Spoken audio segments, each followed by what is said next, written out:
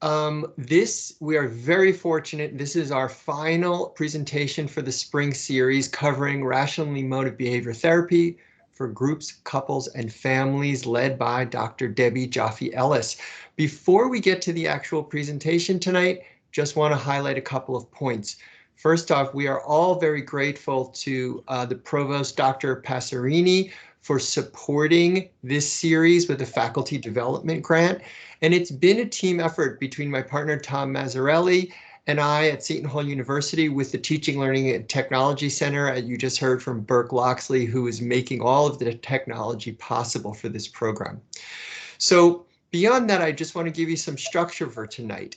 So Dr. Joffe Ellis will present for approximately 40 minutes. And we will then have time for questions and answers. And what we're going to ask is that any questions that you may have, please type them into the chat column, and then we will go through them and select some and present them. I would appreciate it if you would put your questions in somewhat succinct form so that I can pass them along as clearly as possible. After that, there's a special treat, which is a video, which I won't say anything more about that. And we'll watch the video and then we'll end the evening with some final words from Dr. Joffe Ellis. So without any further delay, I now want to turn it over to Debbie Joffe Ellis. Debbie, please go ahead. Thank you so much. And I want to begin with my thank yous as well. First of all, to the wonderful Dr. Andy Simon, who does so much to support various areas of psychology and education, not just at Seton Hall, but also in or for the global community. And also, and similarly, Dr. Tom Mazzarelli, who does such important work in all those regards. Also, the Provost, as Dr. Simon mentioned, Dr. Passerini, the tech team headed by Burke Loxley and Mike Supius also helped out in the past, Linda Carton, Lucy Vasquez, Willie Yalacy, and a huge thanks to all of you for taking time to be here. And as always, it's my wish, it's my goal that in the next hour and a half, minus a few minutes, that you will hear something of benefit to you individually, and for those of you in the helping professions, that can be helpful in your work life as well. And so before I say a few more words about my plan for what I'll be presenting, I just want to start off by reminding us, each of us, that we are social animals, and most humans, unless you're yogis or either lost on a desert island or stranded there, most of us have relationships with family, not all, but many, with significant others, with friends, work colleagues, people in your community, neighbors, and so forth. And so I invite each of you to think about your relationships. Again, family, friends, if you have a significant other, children, if you have any elders, if you have any, so on. And if any of you have never had any issues or problems communicating with them, having harmony, conflict prevention, if any of you have not, then for the next few minutes, please imagine gentle ocean in Hawaii, or think of young kittens, and just take a break, because most of us have had challenges one way and another in communications and in relationships. Again, whether they be couples, family, or in other parts of our lives. And I ask each of us who admit to that, what do you think, if you can reflect, the causes of the challenges and the difficulties were or are? Have a little think. And if any of you think, well, it was because I had a really unhealthy upbringing, traumatic situations when I was younger, if any of you blame difficulties in relationships to some very bad relationships gone wrong, Rational Emotive Behavior Therapy reminds us that as much as it might give some short-term gratification to blame other things, that if each one of us is at the point of considering these things, then no, it's not those things. Certainly, they contribute to the way we think and feel. But once we realize, as REBT reminds us, that we have the power to change habitual thoughts, yes, that we may have gleaned or developed from traumatic past experiences, but if we choose, we can adopt new attitudes, not Pollyanna-ish romantic notions, but realistic ones, healthy ones. It's our thoughts, our beliefs that then influence our emotions, and then both of those can influence our actions. They're the common causes of difficulties in relationships. And REBT reminds us, bottom line, 3 main core irrational beliefs are often at the heart of communication and relationship problems. I'll remind you, those of you who haven't attended or seen recordings of the past presentations I did with Seton Hall or elsewhere. The first one is, I must do well and be loved, liked, approved of by everybody. The second one is, you must treat me well and or act the way, behave the way I think you should. And the third one is, life should be fair and with justice. And so, as you'll hear me say more about as our time together now goes on, those irrational beliefs and countless others that emerge from them, as well as low frustration tolerance. In other words, this attitude and idea that I must have what I want when I want it, they must treat me in this way all the time, or I can't stand it. I can't standitis. Beliefs that I can never get over what happened to me in my past. That's an irrational belief. Might be difficult, but there's plenty of evidence that most people can get over past traumas with effort, sure. If one has a belief, and a lot of my clients have held this belief, it's been one of the beliefs we've worked on changing, whether individual therapy or couples therapy.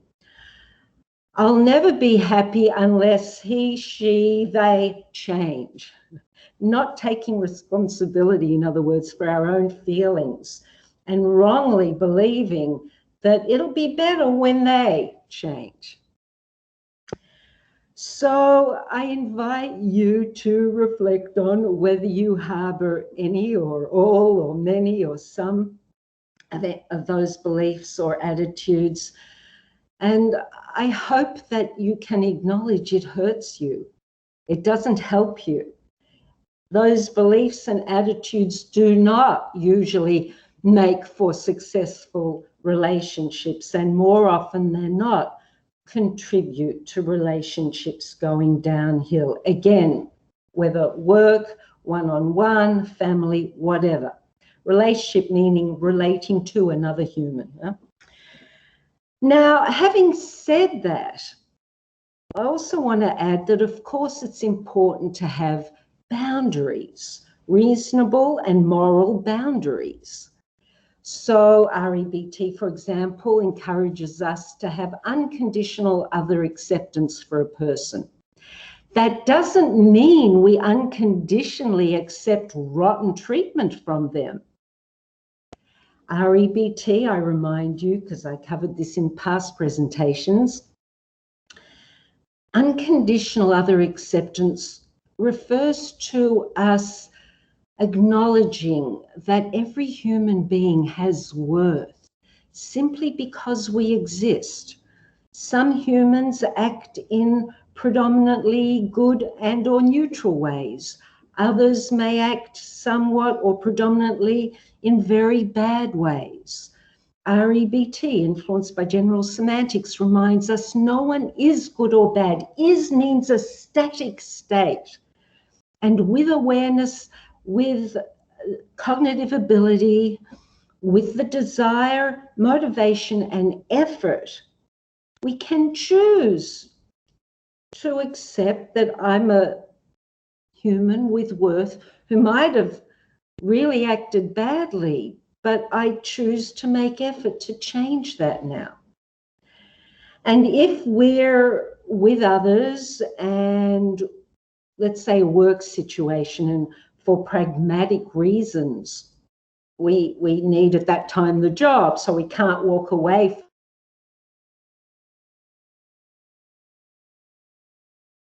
It's important, first of all, to look for pragmatic solutions, but a more elegant, meaning deep and substantial solution would be not instead of, but as well as looking for a pragmatic solution, reminding oneself, well, I don't like that person's behavior. If it's not dangerous to me, I can stand it. I can stand what I don't like. I'll do what I can to change. And if right now I can't, let me focus on the benefits of my working right now, which probably outweigh the detriment of being around such a person's behavior, or else I would have left by now. You know, so REBT is one of the original contemporary, if not the original contemporary mindfulness psychotherapies. It reminds us, it urges us to use the capacity we have as human beings to think about our thinking, to learn as REBT, among other approaches, CBT, which, as I've said in the past, came 15 years after REBT and doesn't emphasize as much as REBT the philosophical component of holistic well-being, though it certainly doesn't disagree with the benefit of it. Yeah, so the importance and the benefit of thinking about our thinking.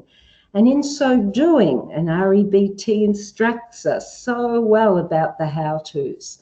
A reminder, it was created by my late, great, brilliant husband. You see that? Dr. Albert Ellis. Dr. Albert Ellis heralded in the cognitive revolution in psychotherapy. And so very important, if we want harmony in relations, in relationships, in relating, whether it's with a partner or a family members, members of a community, so forth. Sorry, I just got distracted by a little message. It's important to remember that we are responsible for creating our own emotional well-being, and again, what will help us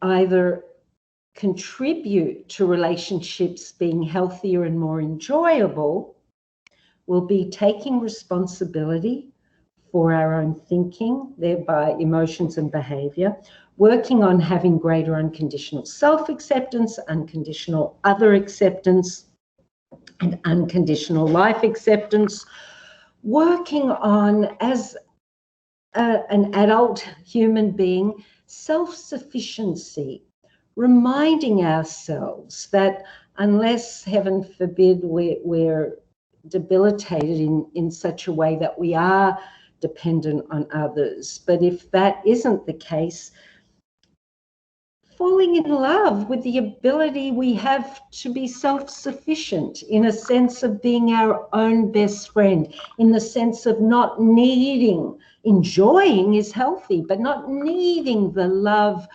liking, approval of others. So self-sufficiency, unconditional acceptance, self-encouragement, being one's own best friend, and high frustration tolerance. If I were to give you a brief version of much of the heart of what I'll be saying more about tonight, that's it. So what else am I going to talk about tonight? So as Dr. Simon reminded you, it's the main topic is REBT for groups and couples and families. I'll be talking about group therapy, a la REBT, REBT in couples work, REBT in families, and then, as Dr. Simon said, the questions and answers and video. Okay, REBT in group work. Now, just a reminder of some things I covered in the past, that REBT is a brilliant, effective, evidence-based and compassion-imbued psychotherapeutic approach for individual work and group work. It can be a brilliant short-term individual approach, meaning in a few sessions, some people can really overcome the therapeutic goal that they had from the get-go. So excellent short-term for motivated individuals who understand the principles of REBT and are willing to make effort to change. REBT is beautifully effective, and what I'm saying is based on evidence and research. I'm not just saying it out of the blue and because I adore REBT, which I do because it enhances life so much. But more long-term, individual psychotherapy would be needed with REBT for people with more complex issues, states and challenges such as OCD, obsessive compulsive disorder, borderline personalities, addictive personalities. And for some of those clients who we work with, I know, strange flash just went off. Excuse my distraction. I don't know, I'm hypersensitive, it seems. I got my first vaccination shot yesterday, everyone. Yay, yay, didn't hurt. Get vaccinated, I encourage you if you haven't already. But I noticed I'm a mixture of foggy-brained and hyper-alert. Go figure. Maybe someone can do research on me. Anyway, so the individuals, and so I was going to say that some of you who are therapists call the people you work with patients, and some of you call the people you work with clients. So whichever word works for you. But for the individuals we work with some of those more complex problems and issues, it's often very helpful after some individual psychotherapy sessions that they join a group, which is my segue to REBT and group therapy. So typically, a larger group, which would be preferably no more than 10 people, at most 12. A good solid number might be 8. And to have a 90-minute session. So with more people, if it was found pragmatic to extend it, of course that could be done. REBT reminds us of the helpfulness of flexibility, okay? So it's important or recommended when a person decides to join a group in REBT that they commit to at least 6 sessions, just for the stability, in respect to the other group members. It works better when the individuals get familiar with one another and there aren't people coming and going. So people are invited to commit either to a whole course of 10, 12, or maybe at least 6 sessions. And what's recommended before an individual starts group therapy is they get some psychoeducation about the principles of REBT. Now, if a person has been going for individual therapy, it's highly likely they do know the principles. If they haven't, then recommended reading would be provided, some videos or podcasts might be recommended for them to view so that they have an understanding of the principles of the approach. So, assuming that the individuals in a group have that, when the group meets, let's say the first session, each individual introduces him or herself and talks about issues they would like to work on, improve, change, and so forth. So it's a kind of getting to know you. The therapist or the leader of the group, the therapist, might do a little refresher psychoeducation there. And homework would be recommended. For those of you who've heard me in the past or know something about REBT, an essential part of it is reminding the individual, more important than what happens in either an individual session or group work, is what the individual does in between seeing the therapist or the group. The effort they put in every day is what will lead to significant change. So even at the beginning of the first session, some homework will be given. So then in the next session and subsequent sessions, usually at the beginning, after the welcome, the therapist will either say who wants to start or nominate someone, and they start with how they went with their homework, what they did, what they succeeded in, what was difficult if they didn't do it. And then each member, group member, is invited to contribute. And what's encouraged is that they're listening for any irrational beliefs that they can remind the talking individual about. And, oh, you're giving yourself a hard time. Where's your unconditional acceptance and so on.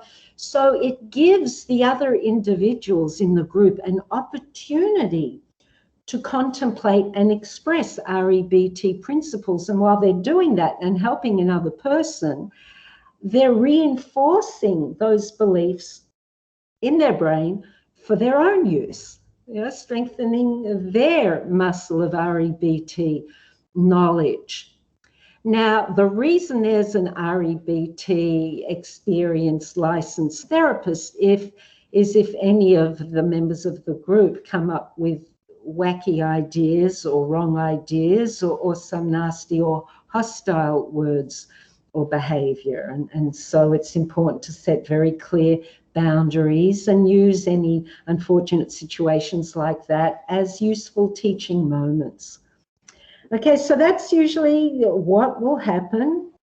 Each person gets a chance to express, then other people contribute. Of course, the group leader may as well. And at the end, homework is suggested. Either other members or sometimes the leader will say, what to the person, the individual who spoke, what do you think would be good for you to do as homework? And they'll say whatever. And if it's a good idea, the therapist will agree. And if the therapist has an idea of something helpful that the person hasn't thought of, they'll suggest it.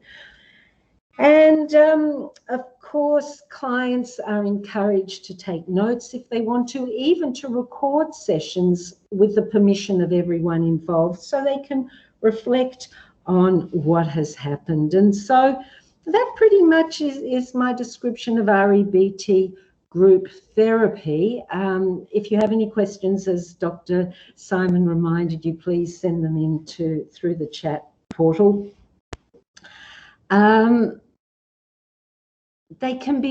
Group work can be very reinforcing for individuals, not just with the long-term issues like the borderline or addiction and so forth, but also for people who are very shy and suffer from social phobia. It becomes a safe place to communicate with others. And of course, one of the things that's practiced is unconditional other acceptance.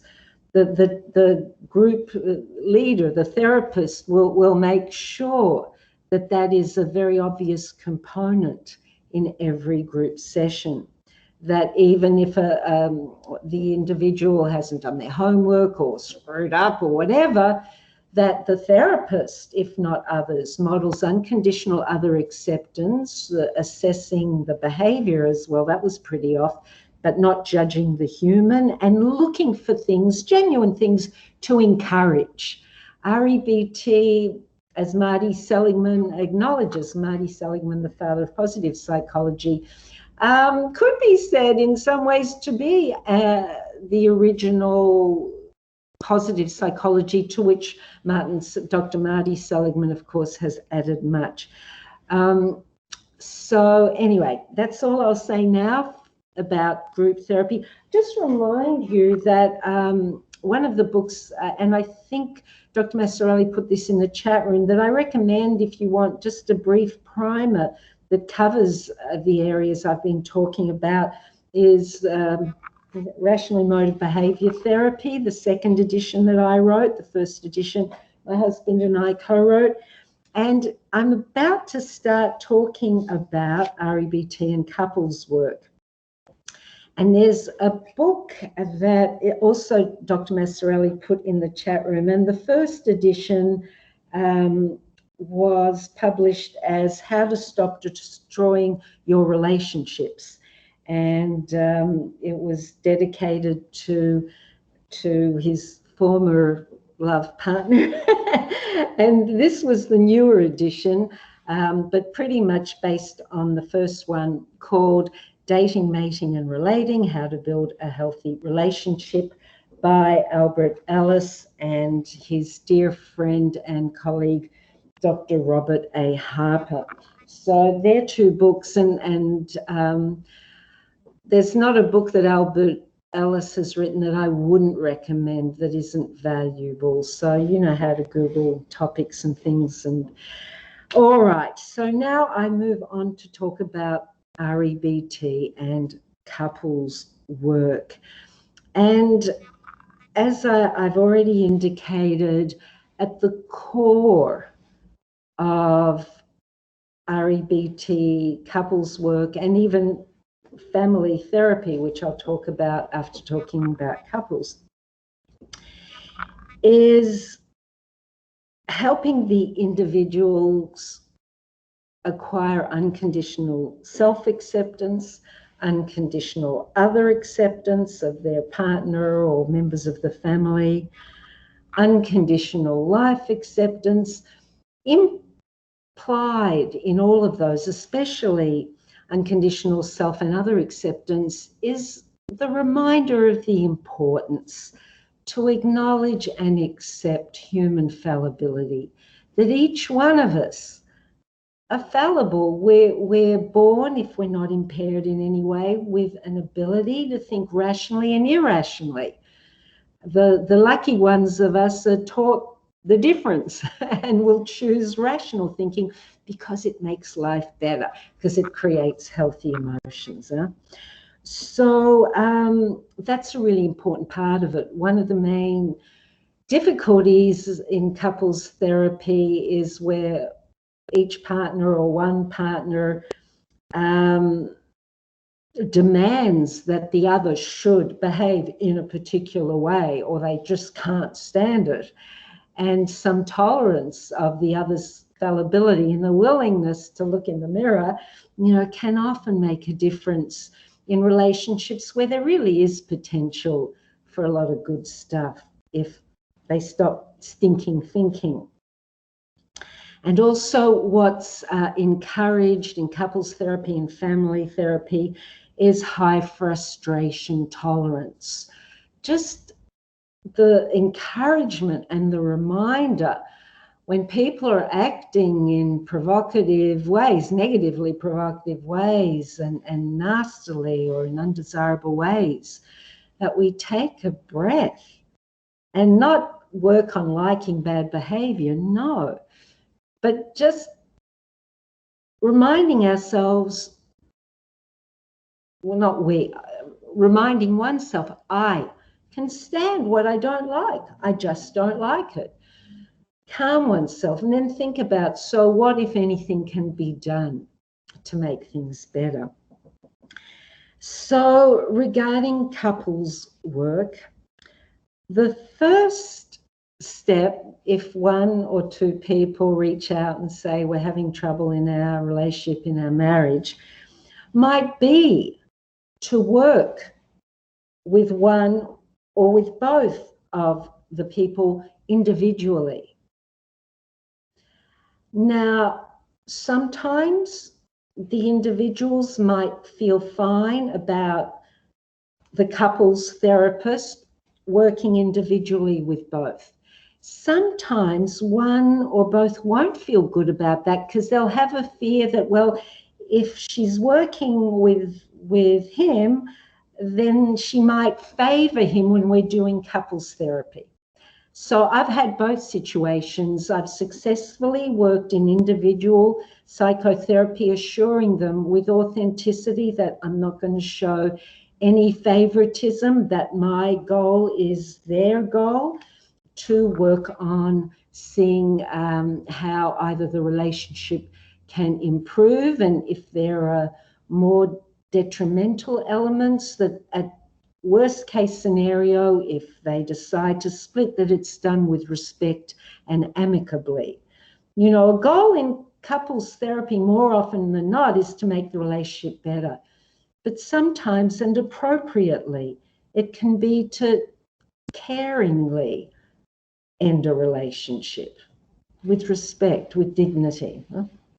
So anyway, and why it's important for the individuals of a couple to get individual therapy is it will enhance couples therapy when each individual is willing to own that they think, if they think in irrational ways, usually they do, you know, and if they're willing to change them, as I mentioned before, look out for unrealistic shoulds and musts and expectations and demands of the other or of oneself. So individual therapy is highly recommended. It can be done concurrently as the couples work, but I recommend at least one or two prior to the couples work. And again, encouraging the individuals to reflect on their irrational thinking and demandingness and so forth, and gauging their motivation and willingness to change those irrational beliefs and work on making effort to have healthier attitudes and greater emotional self-sufficiency. It's not about lessening the intensity of love or passion or connection. It's about making it healthy rather than a codependent, clingy, demanding kind of energy. So then in the book that I recommended, Dating, Mating and Relating, it's a funny title, yeah, there are some exercises that can be done to help individuals who are about to have couples therapy assess their thinking. And so I'll just read a few as examples to you, not a whole lot. So in individual therapy leading to couples therapy, the therapist might invite the person to reflect on whether they believe some of these common irrational beliefs either strongly or mildly or weakly or not at all. So one of the common unrealistic irrational beliefs and expectations about relationships might be, because my partner and I really love each other, we must rarely disagree with each other. Or when my partner and I strongly disagree with each other, we must always talk out our disagreements and immediately work at making compromise. Or I should be able to expect my partner to practically always satisfy me romantically, sexually, when I desire it, even if he or she isn't in the mood at that time. Or because I love my partner very much, I need to feel madly in love and excited to be with them all the time, and they should feel that way with me. I hope as you're hearing these ideas, you're willing to consider whether you've had any of them and did they really help, and notice the irrational component within them. And just a final example, being with my partner means having some problems, but it will also mean having so many advantages and pleasures that I never have to upset myself about difficulties, and I'll never have to separate. So, really looking for honesty and unrealistic, hyper-romantic expectations. And then, of course, in the individual pre-couple therapy, the individual will then be encouraged to consider realistic and rational beliefs and expectations that they can work on holding and maintaining. And a few examples would be, even though my partner and I really love each other, we can easily strongly disagree with one another at times. When my partner and I strongly disagree with one another, we may easily slip and fall back to making ourselves angry and speaking in unhealthy ways, but then we can choose to talk about that and look for compromise. Another one, I need not unrealistically expect my partner to always satisfy me romantically, sexually, lovingly all the time, every minute. Another one, even though I generally love my partner, I can realistically expect that I may not always lovingly act the way they want me to, and vice versa. So I hope by now you get the idea. And just looking for the page that I have put aside.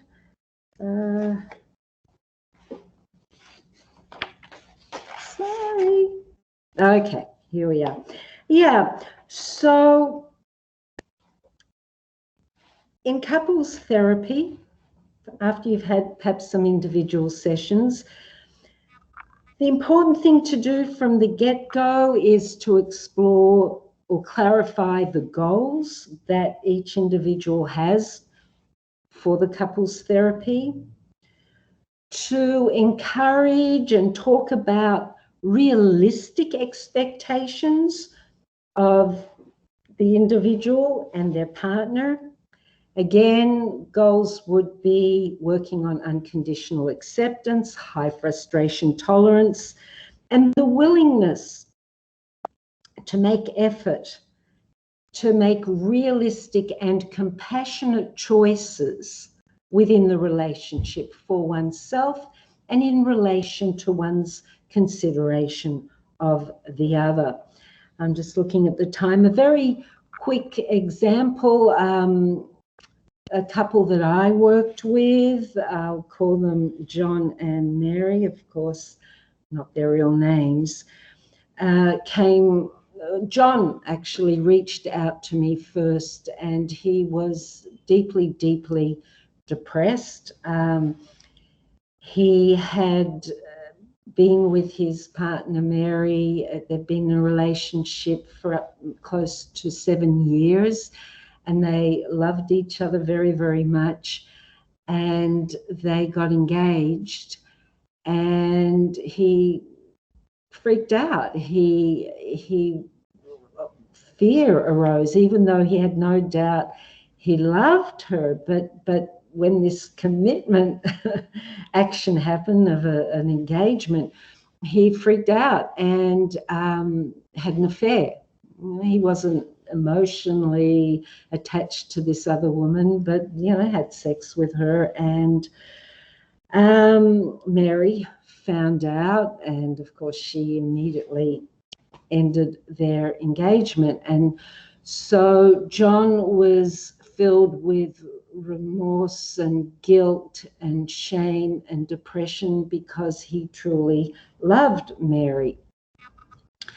And so first I worked with him on those various issues and encouraged him through REBT without going into the details now. Look at previous recordings if you want to get the basics. Previous recordings of the presentations I did with Seton Hall, I mean. But anyway, worked on changing his guilt and shame to regret. Yeah, he acted badly. He acted in a way contrary to his bigger goal, which was a loving, committed, long-term marriage, relationship with Mary. So regret is healthy. Getting rid of guilt and shame doesn't mean, so what? It means, I'm a fallible human who did badly. Let me own that, take responsibility for it. And that helps a person prevent themselves from doing it again, if they choose to prevent themselves from doing it again. So anyway, that was John's situation, and he wanted couples therapy because he wanted the relationship to work, and he had reached out to Mary and she wasn't responding, or respond by, look, it's over, I don't want to talk to you. And he thought that maybe if they did couples therapy, there might be some chance of reconciliation. So I said, sure, I'm happy to work with you. And if Mary is willing, and it might be a good idea if Mary is willing, that I do some sessions with her. And so it was yes, yes, and yes. And so when I had individual sessions with Mary, just a couple of sessions before we all got together, three of us, for the couples therapy. Fortunately, John and Mary felt trust in me that I wasn't going to favor one or the other. So that's important. In any therapy, a healthy rapport and trust from the client to the therapist really enhances progress in the therapy. So anyway, Mary's issues probably won't shock you, rage. And also, after we explored, she and I, the rage, also what was revealed. And I love REBT so much. It's so wrongly accused by some people who don't understand REBT as being sort of simplistic and it's just about changing your beliefs. No, it can go so deep, very deep. And a person can transform their life in a very short time if they're willing. Anyway, back to Mary. So what was uncovered after we worked on reducing the rage? Sure, healthy sadness, healthy grief, healthy disappointment. They're the healthy counterparts that are appropriate. The situation was nothing for her to feel happy about. Right? But anyway, what was uncovered was her not feeling good enough. She was telling herself, if I was more attractive and more this and that, he never would have had a relationship with this other woman. And the fact of the matter was that to John, and by the way, objectively to me, Mary is a very beautiful woman inside and out. And there's no deficiency there. But it brought up a long-standing issue that was there, not even to do with her relationship with John, just not good enough, not this enough. So individual therapy with her was not only beneficial, as it turned out, for the couple, but for her development as a healthy, whole human being, knowing that she is enough as she is. She was willing to work on unconditional self-acceptance, which she didn't have before. It was very conditional. Anyway, so by the time that the three of us got together, each one was willing to take responsibility for their emotions and was ready to express how they felt to the other. Up until that point, as I said, Mary was not taking his calls. He wanted to talk about things. So she was able to express and tearfully, you know, how furious she was, how betrayed she had felt, and how not good enough. And John, normally very stoic with tears, he didn't realize that she had interpreted the reason for his going off with another woman as her not being good enough. And he explained it was terror.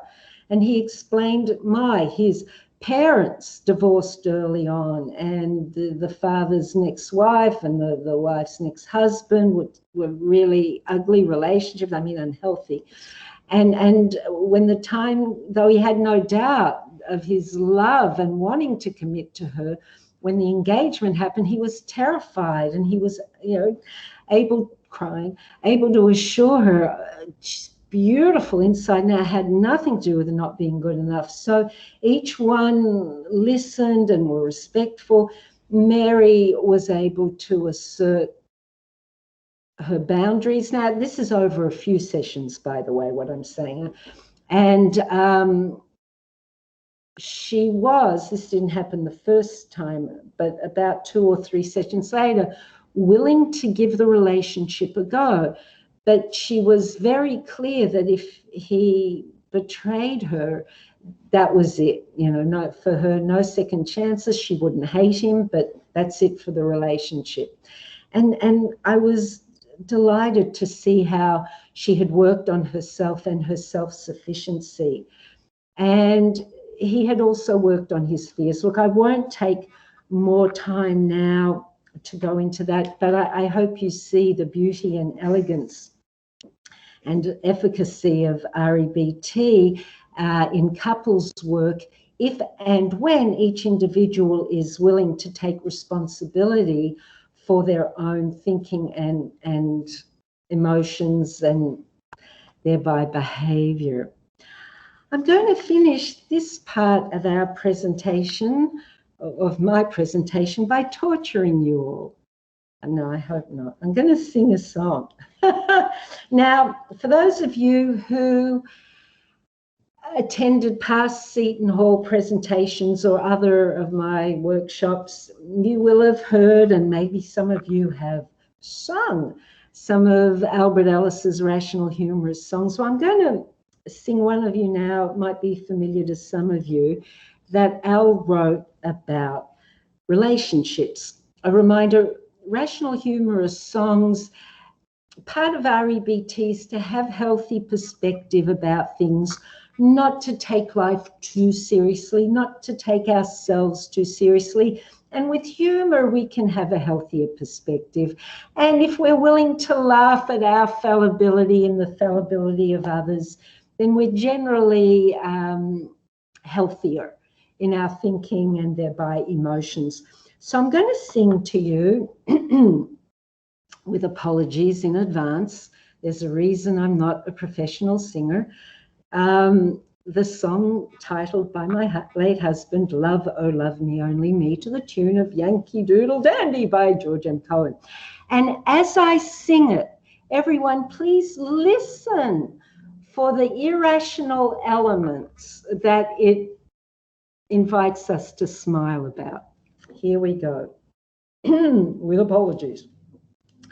Love, oh love me, only me, or I will die without you. Oh, make your love a guarantee so I can never doubt you. Love me totally, really, really try, dear.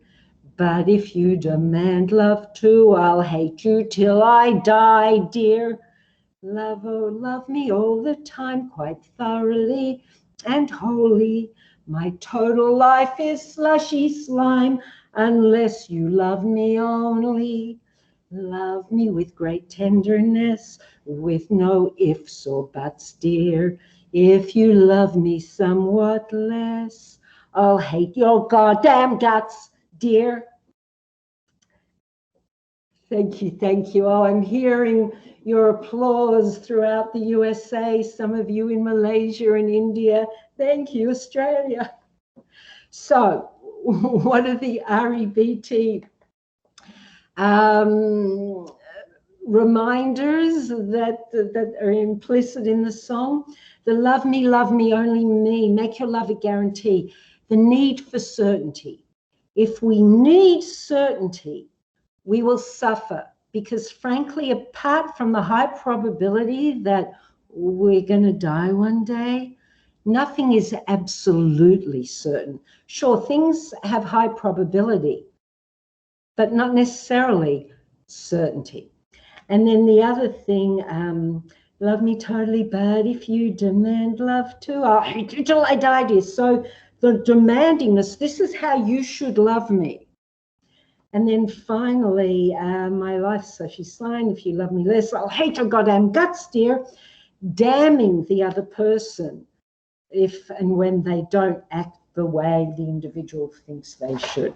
All right, so moving on now to REBT and families. So step one, when an REBT therapist is working with a family, clarify the goals. You know, what are the issues? What are the goals? Then the next step, psychoeducation. Again, ensuring that the individuals, unless they're children and can't comprehend all of the basics, although probably they would understand some, but certainly the teen and adults in the family, to ascertain that they understand the principles of REBT. And then the next step, in a sense, would be that in the therapy session, that each individual would express what they're feeling, what they're thinking, what they don't like, how they feel misunderstood, what they want, so on. And the therapist would be very strong in maintaining boundaries, that one person at a time, and to listen and to pay attention to what's not reasonable, and then you can give your point of view. So really the therapist is a therapist, is a psychoeducator, is a moderator, is a conflict resolutionist, whatever the word is now. And all of the issues are addressed. Probably not always this time in one session, but over time. Emphasized unconditional self-acceptance, unconditional other acceptance, unconditional life acceptance, high frustration tolerance, the willingness to accept fallibility in oneself and others. Then the fourth step in family therapy, a la REBT, generally speaking, would be at the end of each session, again, to give some activities that the individuals can do either individually and or as a group, as a family. Now, when there are children as part of the family therapy, in, I would say, majority of cases, for there to be effective resolutions, it's really important that the parents or parent, if it's a one-parent family, be willing to make an effort to be a healthy model. It's like if I'm a therapist telling a client they should unconditionally accept themselves, and I'm not modeling unconditional acceptance of them, well, I hope they're going to run away and find a saner therapist, right? And in the same way, it's not real effective if a person wants family therapy. One of the goals, well, my child has tantrums and is angry so much of the time. And if the parent is modeling for them, look, you stop it, go to, you know, and modeling angry behavior and irrational words. fueled by their irrational demands.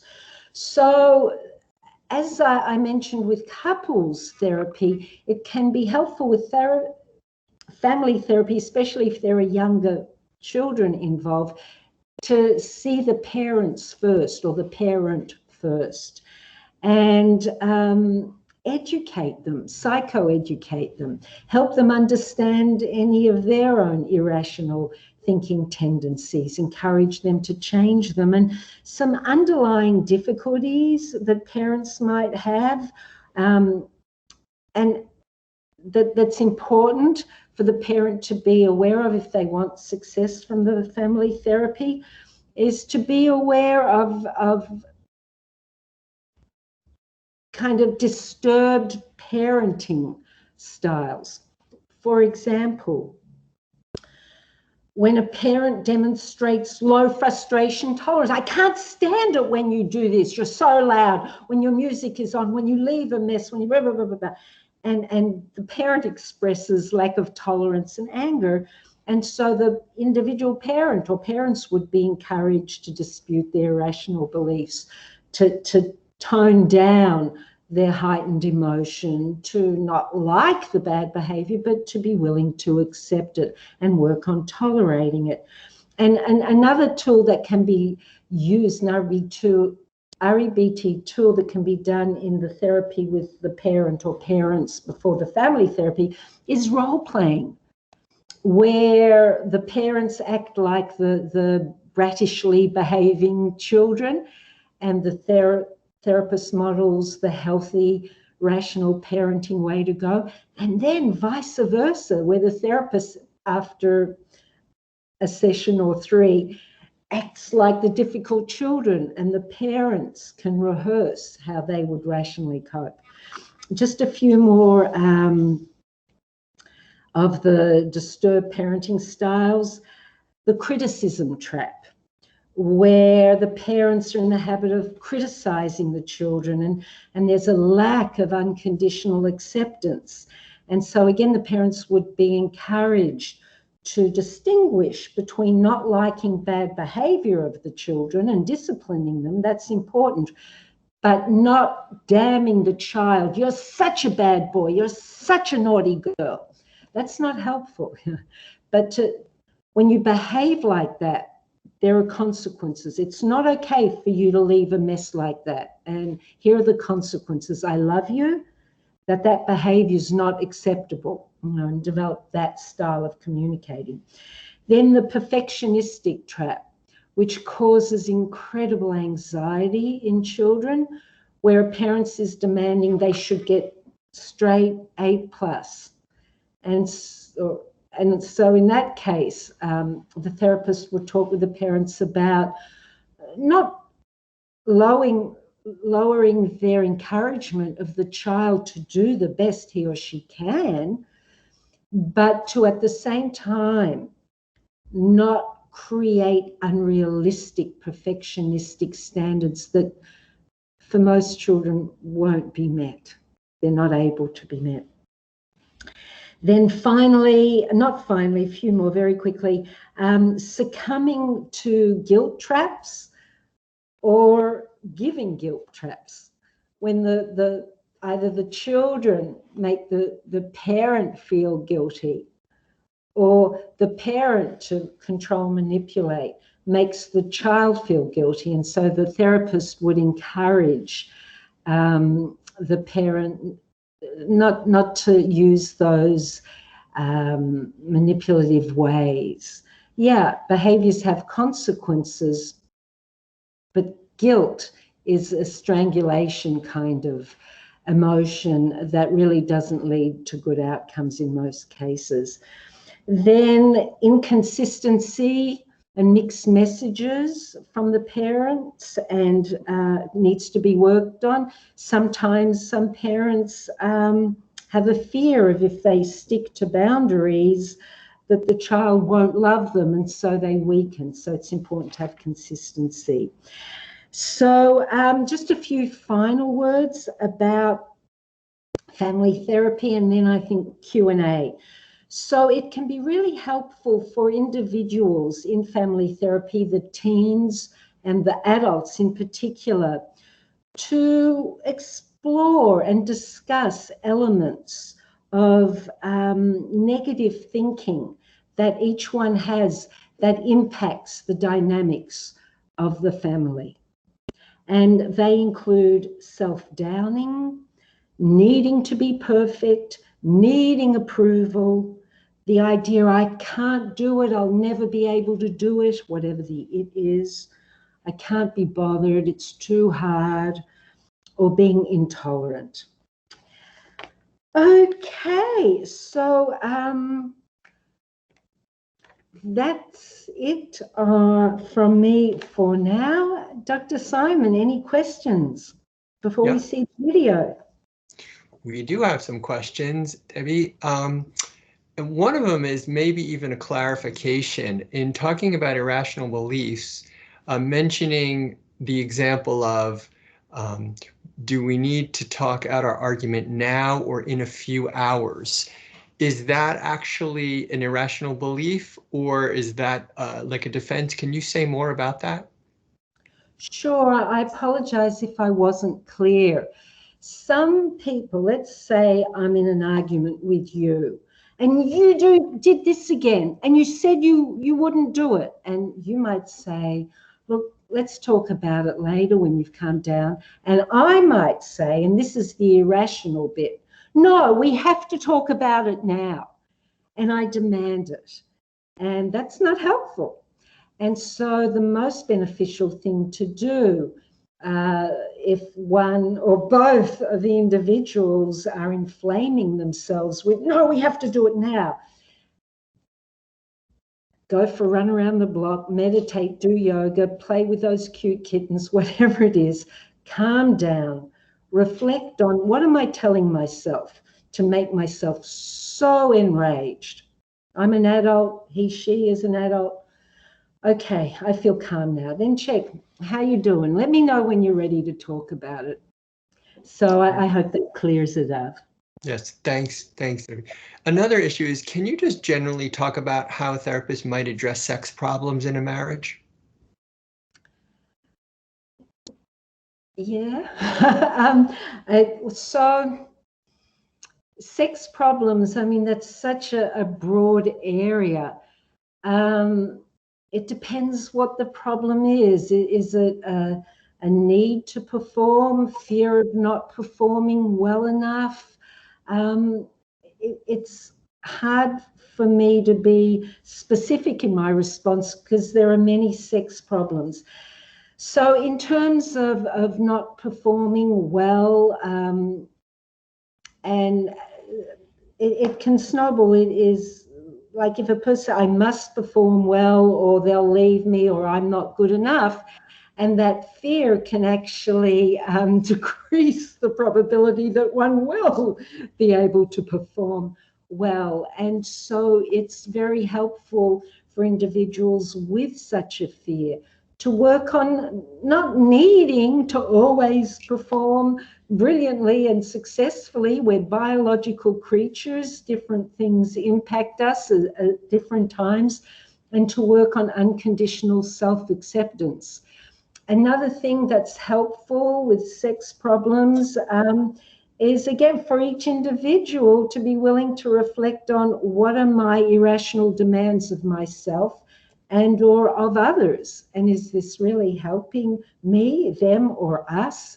And to work on disputing, and not just disputing, after disputing, coming up with effective, healthy, encouraging, compassionate new attitudes. So that's kind of general answer to a general question. If there's time, just send in anything more specific that you want to ask on that. We can in just a second, Debbie. I just want to make sure that we can show your video and that we can then leave time for you to comment or address any final questions. So why don't we transition now into the video that you have and let everybody know what they will be watching. Okay, with pleasure. So this is Rare footage. I've shown it a few times, but only a few times since my husband died.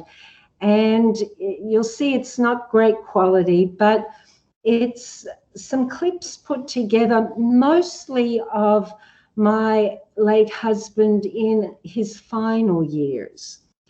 And it just gives you an opportunity to hear the wisdom from the horse's mouth. Now, for those of you who attended, I think, the first session of this series and also last year's presentations that I did for Seton Hall, you'll know that towards the end of my husband's life, some very ugly things happened in his institute where he was kicked off the board. A judge reinstated him, but it was too late for him to have any power or control. He was fired. The reasons were the usual when there's power and money issues concerned. And it was very, very tragic. And so most of the clips you'll see of him when he was older, after he was fired from his own institute, and we hired a room next door to the building we lived in, which was the institute. We lived on the top floor, but were not granted permission to do weekly workshops there. So, and one of the lies, we fired him because he's losing it. You'll see he wasn't losing it. And he's wearing headphones. That's because he was hard of hearing. And interestingly, the amplifier helped him hear more than the very expensive earpieces that he could put in. So that's the reason for that. And yeah, so you'll hear some REBT wisdom from the horse's mouth. And I guess, yeah, that's all I need to say as an introduction. And I look forward to saying a few words and maybe answering another question or two after the video.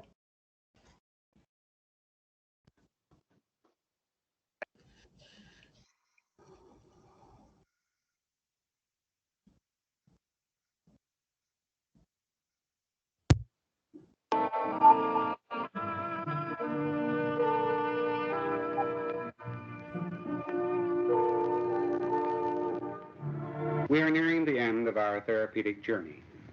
Now for Dr. Albert Ellis. Ask yourself, what do I really want to do with this man to help enjoy him and have him help enjoy me, because that's the basic function of life, enjoyment, which we tend to lose. And you force yourself to take the risk of... In the old days, when I first began therapy, I practiced what could be called a sort of eclectic kind of sex therapy and marriage and family therapy, though that didn't almost exist at that time. But I was one of the pioneers in the field, and eclectic psychotherapy. I used to be scared witless of approaching females. What's so bad about encountering females? What are they going to do? Kill me, or in the Freudian sense, castrate me?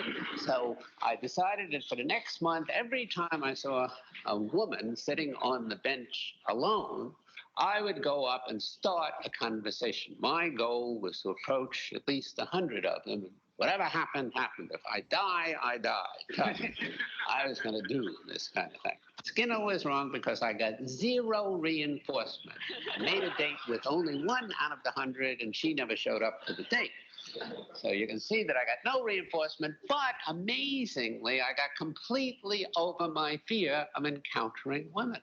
So the homework assignment I'm going to give all of you is you go out in public and do something that you consider shameful, embarrassing, humiliating, and something you normally would not do in public.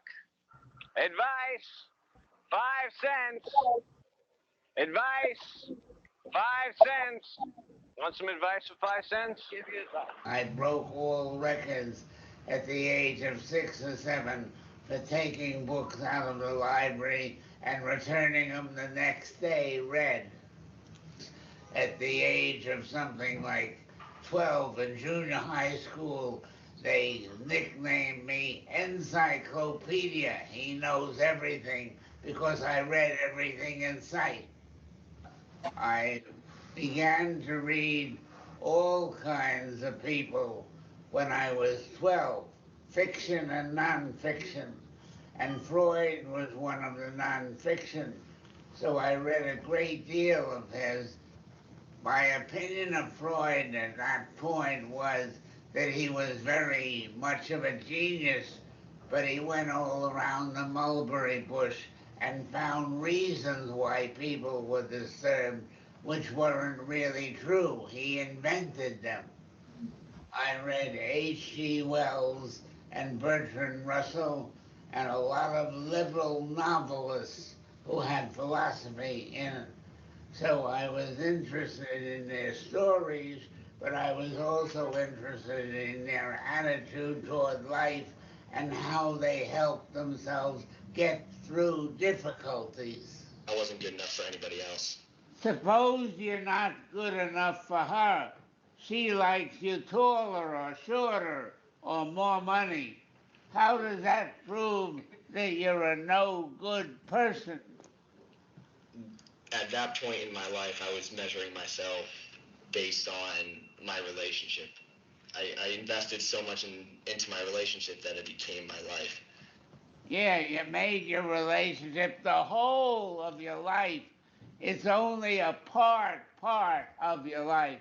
Never the whole, unless you think it is. Yeah. If I did what you did, I wouldn't finish any books. Right, that's a good point, yes. But I write them imperfectly. Yes. And they get by, and they still help people, even though they're imperfect. So I from what you say, I draw the conclusion that that one way to overcome this need for certainty is to just do things in a certain time limit and then just let it go and do the next thing. Let go. Yeah. Who wants to volunteer to be cured? Preferably with a relationship Oh, problem. preferably with a relationship problem, if any of you have one. Okay.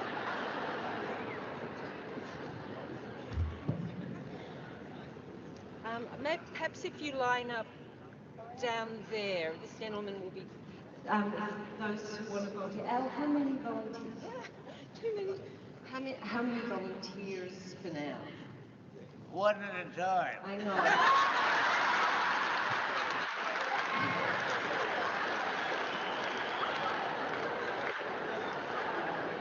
So the activating event or adversity is asthma, and it's C.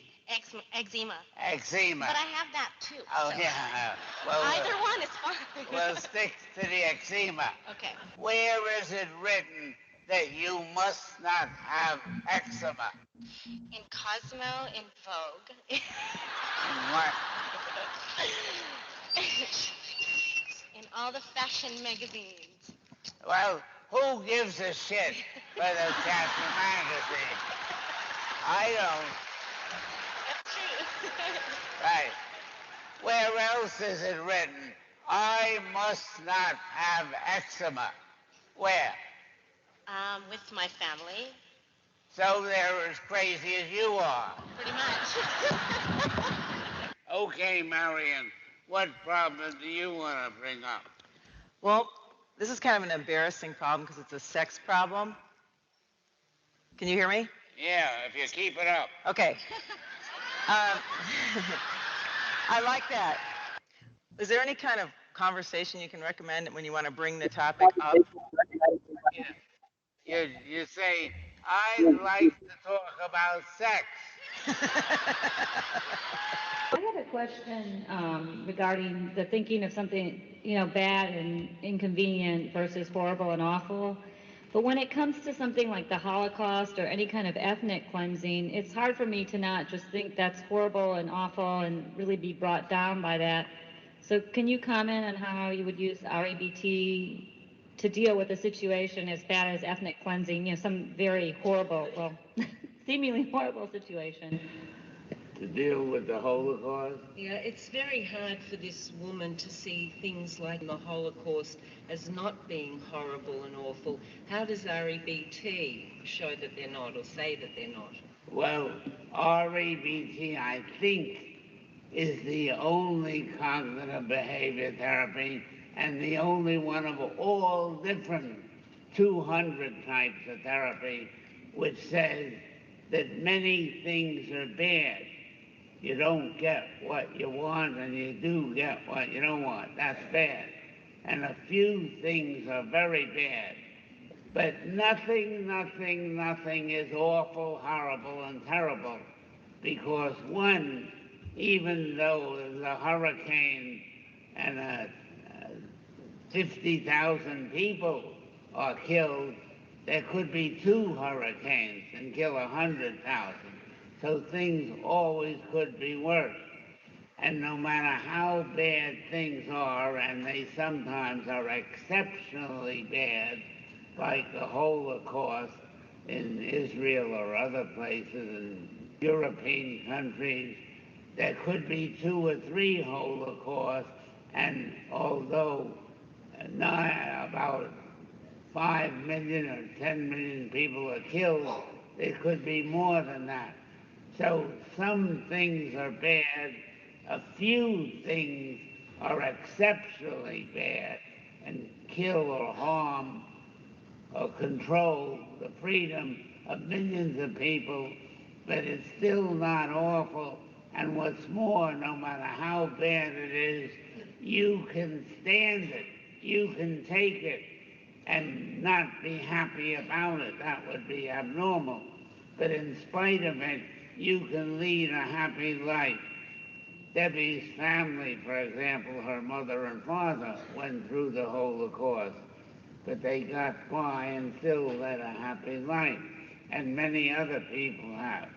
So it's never hopeless, it's never totally bad, it's just exceptionally bad that you are an individual who can cope and sometimes happily cope with exceptionally bad things. So again, nothing is horrible, awful, and terrible, and no matter how bad it is, unless they actually kid you, you can take it and still lead pleasurable and happy existence.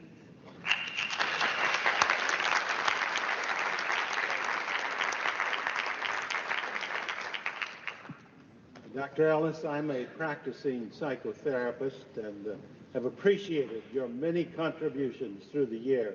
We've all been enriched by it. I've appreciated your optimism and what you've described today.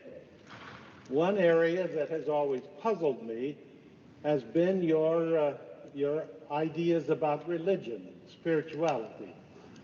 I wonder if you can comment on your thoughts about religion and spirituality today and the role that it has in psychotherapy. Well, people are entitled to be as religious as they want to be and as spiritual as they want to be.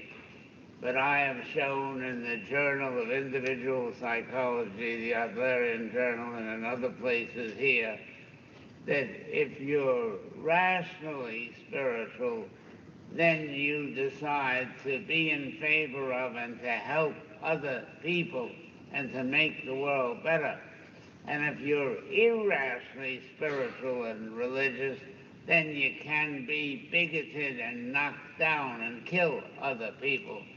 So spirituality and religion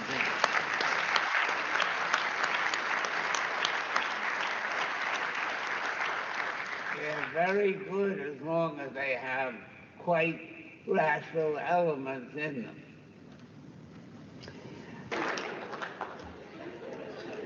Yes.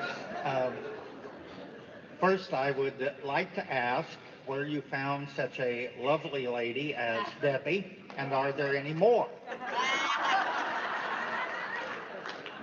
And secondly, I would like to say that my fondest wish is that at 92, I will have your wit, your insight, and your therapeutic skill. If that's feeble, God help us all.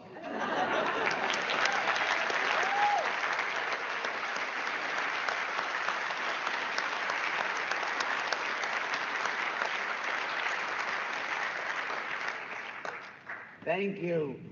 I didn't find Debbie, she found me. And she's been devoted in teaching REBT and being a therapist in Australia for over 10 years. And she decided that she likes to keep visiting the United States and me. So finally we fell in love, and it's the happiest moment in my own life, my whole life.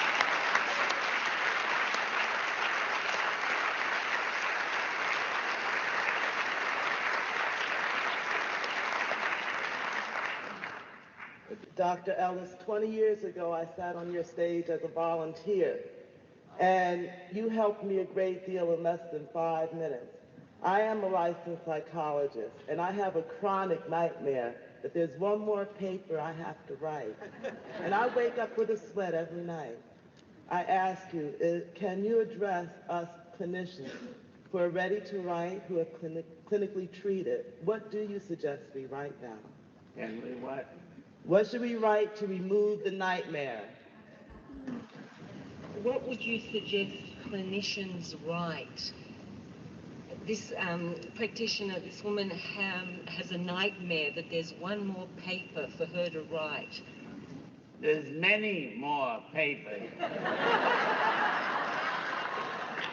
If you don't have to do them perfectly well and don't have to get universal acclaim for them, then as I do at the age of 92, I've written in the last few years 5 new books and 2 I'm working on at present time.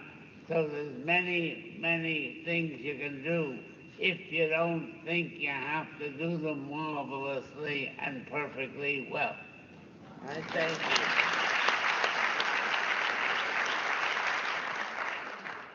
you. Dr. Ellis, I appreciate that your career is just still a work in progress, but at this early point in your career, how would you characterize your legacy so far? How would I what? The gentleman realizes your life is still a work in progress, but at this early point in your career, how would you describe your legacy so far?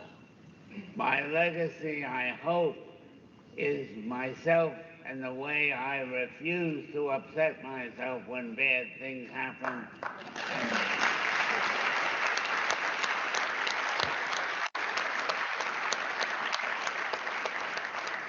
And all the principles of REBT, you largely upset yourself. You can change it, you have choices, and you can choose. USA, unconditional self-acceptance, UOA, unconditional other acceptance, and ULA, unconditional life acceptance. So go work your ass off and choose it.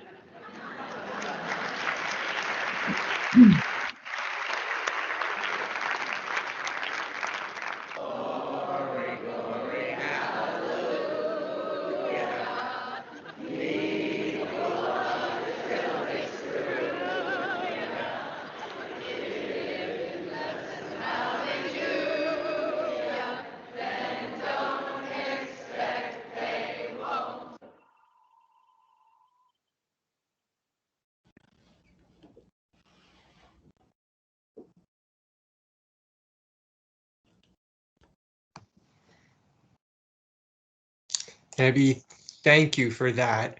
We know that that is your video and not something that can just be found anywhere. So it's really a special occasion for us that you bring it and present it to this group. We just have a couple of minutes left. I want to remind everyone viewing tonight that Tom Mazzarelli has put up in the meeting chat the evaluation form for you to get continuing education credits. And so please look in the chat for the link to that, and an email will follow within a week. And before we wrap up, at not just the end of this session, but the entire academic year-long series of presentations, Debbie, all of us want to express our thanks to you for this wonderful information and education you've given all of us. And we want to give you the opportunity to now leave us all with one final phrase to finish out the year. Please, the next couple of minutes are yours. Okay, thank you again, Andy and Tom and everyone at Seton Hall. Life goes quickly. You know, when we're younger, for those of you who are younger, I too felt invincible and death seemed a long way away. But the fact of the matter is that life is finite. And so let's use the gift of our mind to choose to think in ways that are healthy, with a healthy perspective, with some humor, with compassion for ourselves, for others, for life itself. And if we can be our own best friend, that sounds really cliche-ish, but think about it. Who is more responsible for our own well-being than we are? And so by creating a healthy, emotional, and cognitive life, we help others not